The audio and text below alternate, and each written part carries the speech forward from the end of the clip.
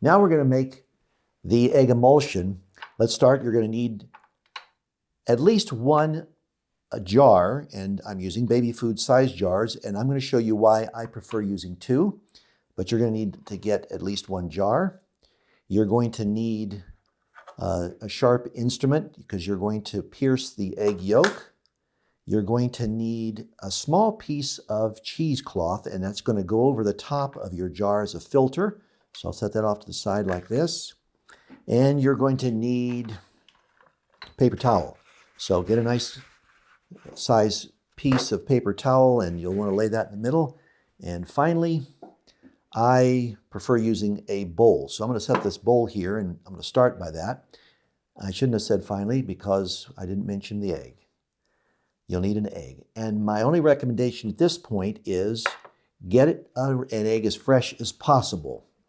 The color isn't so much a concern or how much it costs you or whether or not it's organic. If you've got your own chicken, great, you'll get fresh eggs. Now, I know that many of you are probably going to tell me, I know how to crack an egg. What's the skill in cracking an egg? But let me explain. When you're making scrambled eggs, you don't care if the yolk gets broken. Now you need to care. We need to make sure that when you crack the egg, you don't break the yolk.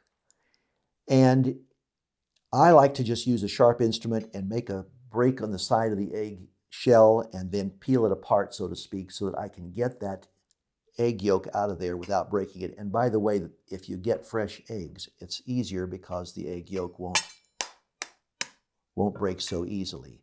So I make a small cut in the side and just using my thumbs, just pry it open, and easier to drop it inside the bowl. All right. Now I want to get that egg yolk out and separate it from the white. So I'm just going to pull it out with my fingers and let the white just drain right through. That did very nicely. And I'm just going to place it here gently on the paper. Now I'm going to pull my jars over here, because what the next step is going to be is to separate the egg yolk material from the sac. So I'm going to take the egg yolk and just gently roll it around on this paper towel to just dry it off. And you'll be able to see as you roll this around a little bit that the side of the egg yolk sac gets dried off. And then I'm going to just lift it up and put it into my hand. And I'm going to put it in my left hand. So there we go. Now I've got it separated.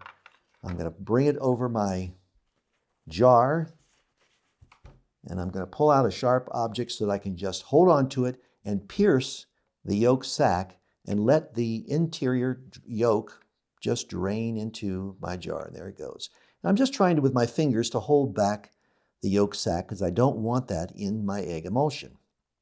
There we go. All right.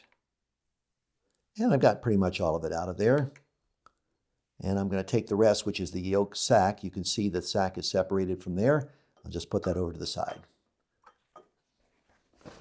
Now I've got this jar with the egg yolk in there. And what I need to do is mix it with water.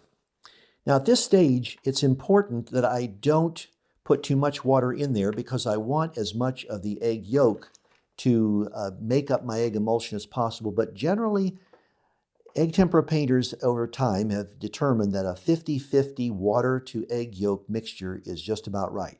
So what I do is I take a second jar and I'm going to put in an equal amount of water. This is distilled water, by the way. You can sort of eyeball it, get it about the same amount. Okay. So then I'm going to take my additional water and just mix it in.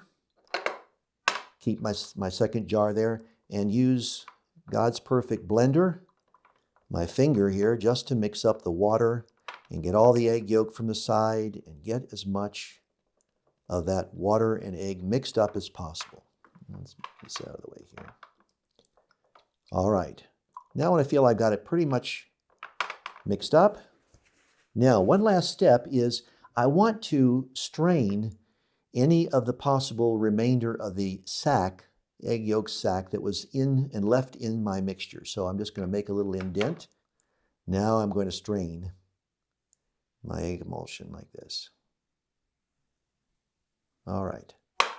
So there I hopefully trapped any of the leftover egg sac, and this is my finished egg emulsion. This is what I'm going to use to make my paint, and this amount or this quantity will certainly, in most days that I'm painting, 4, 5, 6 hours of paint, this will last me for the day.